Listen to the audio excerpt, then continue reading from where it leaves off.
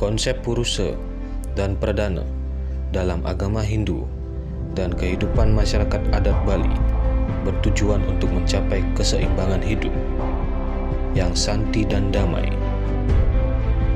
yakni kebahagiaan lahir dan batin.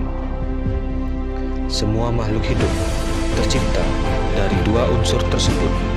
Pertemuan antara Purusa dan Pradana disebutkan melahirkan kehidupan yang harmoni di alam ini.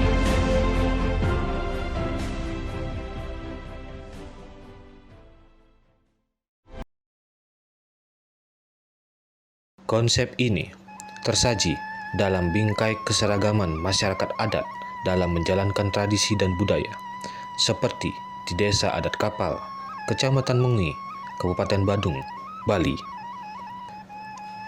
Aci Tabuh Rah Pengangon, sebuah gambaran masyarakat adat dalam mensyukuri karunia yang dianugerahkan ide Sang Yang Widiwasa, Sang Pencipta yang Maha Agung.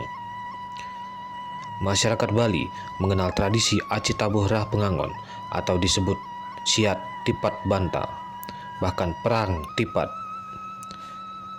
Perang ini digelar setiap purnama Sasi Kapat.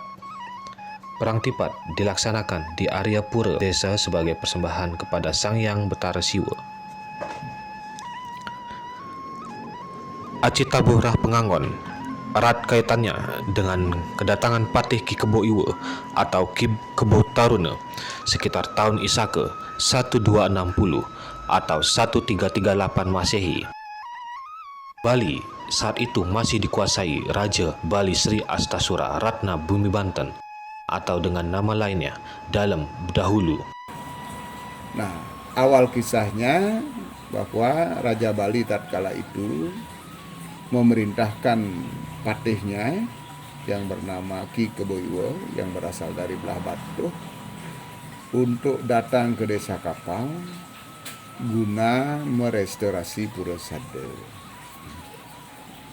Nah, dalam kedatangannya ke Pura Sada itu beliau Ki Patih Kebo Iwa diiringi oleh kelompok-kelompok atau wangsa atau keturunan dari warga Pasak itu.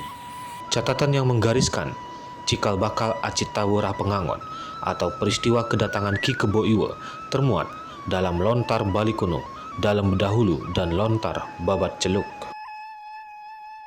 Saat diutus oleh Dalem Dahulu saat perjalanan ke Bali guna memperbaiki salah satu parahyangan di Bali, yakni Pura Purusada di Kapal, Ki Kebo Iwa melihat situasi desa sangat tentram. Desa Kapal sejak dulu terkenal dengan potensi agraris. Masyarakat setempat pada masa lampau lebih banyak berkecimpung di bidang pertanian. Tanah yang subur, hasil pertanian yang melimpah. Namun, masyarakat desa mengalami paceklik.